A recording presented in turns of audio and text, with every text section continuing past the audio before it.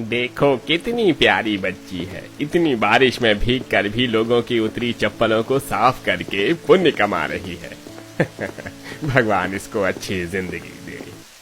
इसी तरह एक दिन महलों का राजा विजय मंदिर में दर्शन करने आता है। मंदिर में बहुत भीड़ होती है और अचानक तेज बारिश होने लगती है, जिसके कारण विजय का पैर फिसलता है और वह नदी में गिर जाता है। बचाइए, बचाइए मुझे, मुझे इस नदी से बाहर निकालिए। अरे कोई है, मेरी मदद कीजिए, मैं डूबता जा रहा हूँ। विजय को पानी में डूबता देख राधिका बिना कुछ सोचे पानी में कूद जाती है और विजय को नदी से बाहर निकालती है। अरे अरे शुक्र है इस गरीब राधिका का, जिसने अपनी जान की चिंता न करते हुए आपको इस गहरी नदी से बाहर निकाला। शुक्रिया राधिका जी, मैं आपका ये एहसान कभी नहीं भूलूंगा। कोई बात नहीं, किसी की मदद करना एहसान नहीं कर्तव्य होता है। अब विजय अपने घर पहुंचता है और सारी बातें अपनी माँ से कहता है। चलो भगवान का शुक्र है कि तुम बच गए। अब घर में भी सारा दिन विजय के दिमाग में सिर्फ राधिका ही घूमती जा रही थी। क्या हुआ भैया, आप मुस्कुरा क्यों रहे हो? कहाँ मुस्कुरा रहा हूँ? नहीं तो कहाँ मुस्कुरा रहा हूँ? अब इस दिन की बात से विजय रोज रोज मंदिर जाने लगता है और धीरे धीरे राधिका और विजय एक दूसरे को पसंद करने लगते। तभी एक दिन तेज बारिश में मंदिर में। राधिका, मेरा प्यार तुम्हारे प्रति बढ़ता ही जा रहा है और अब मैं तुमसे 1 मिनट की दूरी भी बर्दाश्त नहीं कर पाता। क्या तुम मुझसे शादी करके जीवन भर मेरे साथ रहना चाहोगी? मुझे ये सब सुनकर बहुत खुशी हुई कि आप इस हद तक मुझसे प्यार करते हैं, पर सच कहूँ तो मैं आपके महल की बहू नहीं बन पाऊंगी। आप एक महलों की राजा हैं और मैं एक कुटिया की गरीब लड़की। मेरे लिए ये सब मैटर नहीं करता राधिका, मेरे लिए सिर्फ तुम इम्पोर्टेंट हो। अब विजय राधिका से उसी मंदिर में शादी करके राधिका को अपनी पत्नी बनाकर अपने महलों के घर में ले जाता है। बाहर तेज बारिश हो रही होती है। विजय, तुम इतने बड़े महल में रहते हो, मुझे तो तुम्हारे महल में घुसने में भी डर लग रहा है और ये यहाँ खड़े सिपाही मुझे महल के अंदर जाने भी नहीं देंगे। तुम्हारी माँ मुझे स्वीकार भी करेंगी इतने बड़े महल में। अरे अब तुम इस घर की बहू हो, आओ मेरे साथ अंदर आओ। वैसे भी बाहर बहुत तेज बारिश हो रही है, तुम बीमार पड़ जाओगी। विजय राधिका को लेकर महल के अंदर आता है। हेलो, कौन हो तुम? अरे बेटा, कौन है ये लड़की जिसके कपड़ों में इतने पैचेस लगे हुए हैं? इस तरह के कपड़े तो हमारे घर की नौकरानी भी नहीं पहनती। रुकिए माँ, ऐसा मत कहिए, मैंने इसके साथ लव मैरिज की है। क्या भैया, आपको शादी करने के लिए 3rd क्लास लड़की ही पसंद आई? क्या तूने इस गरीब लड़की से शादी की है? अरे इसकी औकात भी है इस महल की बहू बनने की। रुकिए माँ, ऐसे मत बोलिए। ये वही लड़की है जिसने अपनी जान पर खेलकर उस नदी में डूबकर मेरी जान बचाई थी, जिसके बारे में मैंने आपको बताया था। इतना सब कुछ जानने के बाद भी अगर माँ आप राधिका को स्वीकार नहीं करेंगी तो मैं इसे लेकर यहाँ से चला जाता हूँ। कोई बात नहीं। नहीं नहीं, ठहरो। अगर मेरे बेटे ने इसे पसंद किया है तो यही इस महल की बहू बनेगी। सुषमा तिलमिलाती हुई अपनी गरीब बहू का गृह प्रवेश करती है। आओ, घर के अंदर आओ।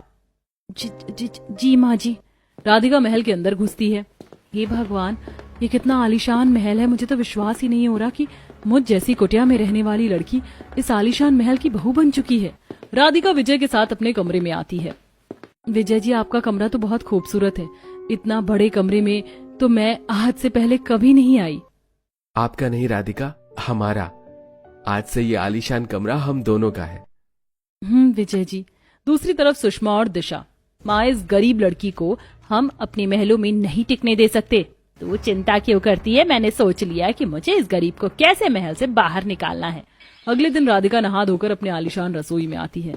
अरे, आप लोगों ने सारा खाना बना दिया, पर खाना तो आज मुझे बनाना था क्योंकि मेरी आज पहली रसोई थी। अरे मालकिन, आप महारानी हैं, आप ये सब नहीं कर सकती। चलिए अब हम डाइनिंग टेबल पर खाना लगा देते हैं। बेटा, तुझसे कहना था कि गांव की जमीन दूसरी जात के लोग हड़पने की कोशिश कर रहे हैं, तो मैं सोच रही थी कि 1 महीने के लिए तू गांव चला जाए और उन जमीनों को बेचकर पैसे ले आए। अरे, पर ये सब कैसे हुआ?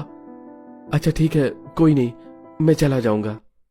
विजय के जाते ही सुषमा और निधि राधिका के कमरे में आकर, चल खड़ी हो और अपनी पोटरी बांध, आज से तू यहाँ नहीं रहेगी।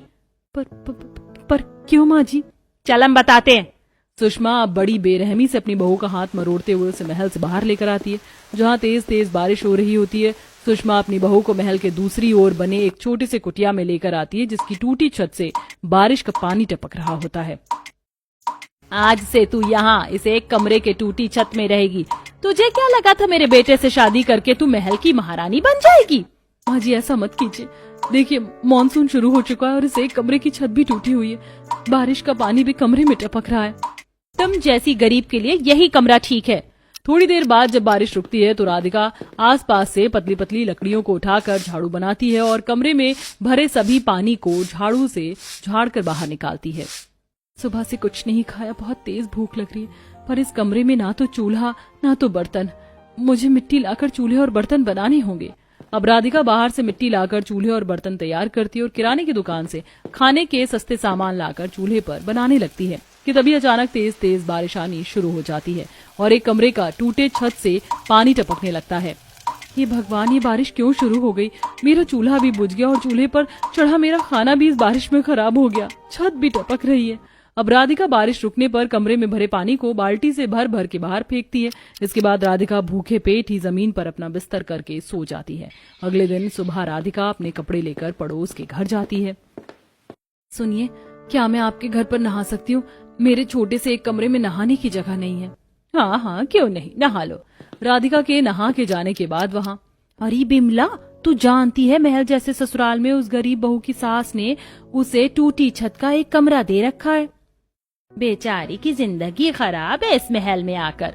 अब राधिका नहा कर आके कमरे में ही अपने गीले कपड़ों को पसार देती है कि तभी जोरों से बिजलियां कड़कने लगती हैं और तेज तेज बारिश शुरू हो जाती है।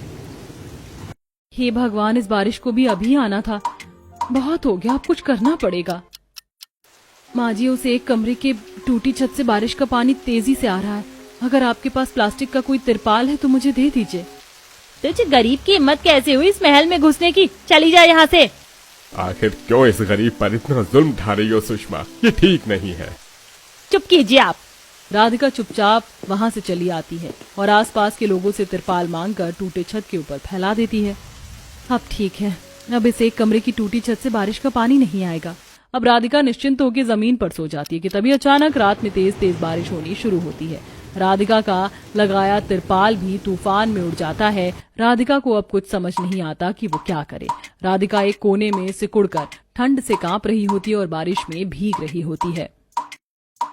हे भगवान, ये मुसीबतों का सारा पहाड़ तुझे मुझ गरीब पर ही तोड़ना था। तभी उस रात बारिश में भीगता हुआ विजय गांव से घर लौटता है, जहां पड़ोस की औरतें विजय से कहती हैं, अरे आ गया तू, जा जाकर पहले अपनी पत्नी की दशा देख। तेरे पीठ पीछे उसके साथ क्या क्या हुआ है। क्या हुआ मेरी राधिका के साथ? कहाँ है वो? अब विजय सरला के कहने पर कुटिया के पास आता है, जहां राधिका बारिश में बेहोश पड़ी हुई होती है। विजय राधिका को जोरों से हिलाता है। राधिका होश में आती है और विजय को देखकर तेज तेज रोने लगती है और उसे अपने दिल का सारा हाल कह देती है।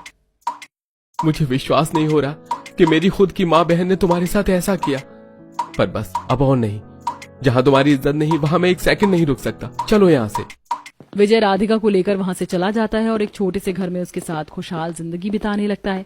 ऐसे ही कुछ महीने गुजरते हैं और एक दिन दयालाल कहता है, अरे सुषमा, तुम्हारा दिल है या पत्थर?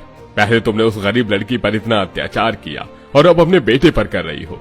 बेचारा इतना आलीशान महल होने के बाद भी दर दर की ठोकरें खा रहा है, और तुम ये महल, ये पैसा, ये पूंजी किसके लिए जोड़ रही हो, जब इससे भोगने वाला ही कोई नहीं है।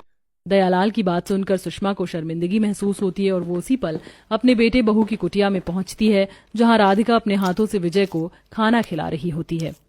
माँ जी, आप आइए ना, बैठिए। रुको राधिका, अब ये यहाँ क्या लेने आई है? पहले पूछने दो। कुछ लेने नहीं आई हूँ बेटा, बस अपने ये दोनों हाथ जोड़कर अपनी गलतियों की माफी मांगने आई हूँ। चलो अब तुम दोनों घर लौट आओ। बहू, मुझे माफ कर दे। मैं समझ चुकी हूँ कि तू ही मेरे घर की लक्ष्मी है और तू ही मेरे बेटे को उसकी माँ की तरह प्यार से रख सकती है। अब सुषमा अपनी बहू को महल के अंदर लाती है, जिसके बाद राधिका अपने महलों की ससुराल में खुशहाल जिंदगी बिताने लगती है।